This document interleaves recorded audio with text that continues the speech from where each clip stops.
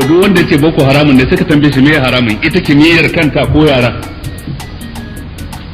Idan ya ce yaran ne haramun to kai wahala ta hausar ka.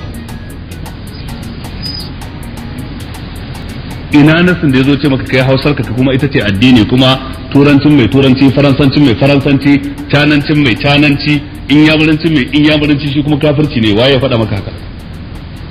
Idan ko yace kimiyyar ce to kaga kenan duk mai makaneza akan titi, duk inda garejin gyaran mota, gyaran rediyo, gyaran firiji ke, ko da mutum bai yi boko ba wannan kimiyyar da ai akwai ta, to shi kuma wannan ya ce kenan duk haramun suke ci.